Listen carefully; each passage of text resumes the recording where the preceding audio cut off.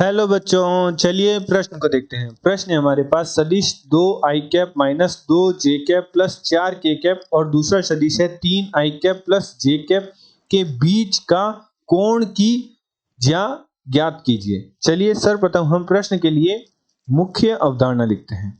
मुख्य अवधारणा, तो हमारे प्रश्न के लिए मुख्य अवधारणा हो जाएगी कि इन दो सदिशों के कोण की ज्या अर्थात साइन थीटा बराबर क्या होता है। मान लीजिए एक सदिश है ए सदिश और दूसरा सदिश है बी सदिश, जिनके मध्य कोण थीटा है, तो साइन थीटा बराबर होता है ए सदिश का बी सदिश के साथ सदिश गुणनफल का परिमाण बटा ए सदिश का परिमाण गुणा बी सदिश का परिमाण। तो हम निम्न सूत्र की सहायता से किन्हीं दो सदिशों के बीच का कोण की ज्या ज्ञात कर सकते हैं।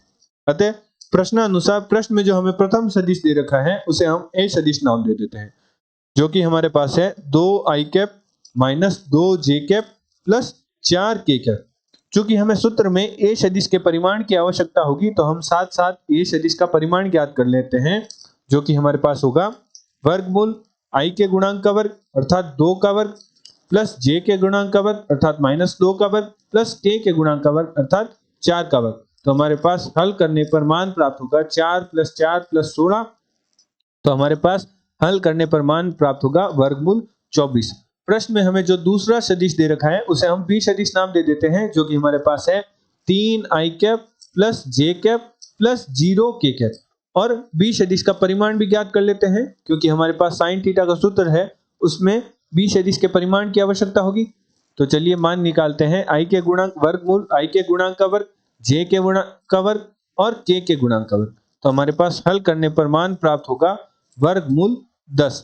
चूंकि हमारे सूत्र में ए सदिश का बी सदिश के साथ सदिश गुणनफल के परिमाण की आवश्यकता होगी, तो हमें ए सदिश का बी सदिश के साथ सदिश गुणनफल निकालना होगा पहले, जो कि बराबर होता है ए सदिश का बी सदिश के साथ सदिश गुणनफल, जिसका दूसरा नाम होता है वज्र गुणनफल, जो कि बराबर होता है सारणिक आई कैप जे कैप के कैप ए सदिश के आई कैप जे कैप के गुणांक, जो कि है 2 माइनस 2 और 4, और बी सदिश के आई कैप जे कैप के गुणांक है 3 1 0। तो सारणिक को हल करते हैं और ए सदिश का बी सदिश के साथ परिमाण ज्ञात कर ए सदिश का बी सदिश के साथ सदिश गुणनफल का मान ज्ञात करते हैं। तो हमारे पास सारणिक का हल कुछ इस प्रकार होगा। आई कैप माइनस 2 0 1 0 माइनस जे कैप 2 4 3 0 प्लस के कैप 2 माइनस 2 3 1। तो माइनस 2 की गुणा 0 से, माइनस 1 की गुणा 4 से, 2 की गुणा 0 से, माइनस 3 की गुणा 4 से, 2 की गुणा 1 से, माइनस 3 की गुणा माइनस 2 से। तो हल करते हैं और मान निकालते हैं ए सदिश का बी सदिश के साथ सदिश गुणनफल। तो हमारे पास प्राप्त होगा आई कैप 0 माइनस 4 माइनस जे कैप 0 माइनस 12 प्लस के कैप 2 प्लस 3 दूनी 6 होगा। 3 की गुणा माइनस 2 से करेंगे तो माइनस 6 होगा, तो माइनस माइनस प्लस हो जाएगा तो 6। तो हमारे पास ए सदिश का बी सदिश के साथ सदिश गुणन का मान प्राप्त हुआ माइनस 4 आई कैप प्लस 12 जे कैप प्लस 8 के कैप। चूंकि हमें सूत्र में ए सदिश का बी सदिश के साथ सदिश गुणनफल के परिमाण की आवश्यकता होगी, तो चलिए परिमाण ज्ञात कर लेते हैं, जो कि बराबर होगा वर्गमूल आई के गुणांक का वर्ग अर्थात माइनस 4 का वर्ग, जे के गुणांक का वर्ग अर्थात 12 का वर्ग और के गुणांक का वर्ग अर्थात 8 का वर्ग, जिसका मान हमारे पास प्राप्त होगा वर्गमूल 2 2 4।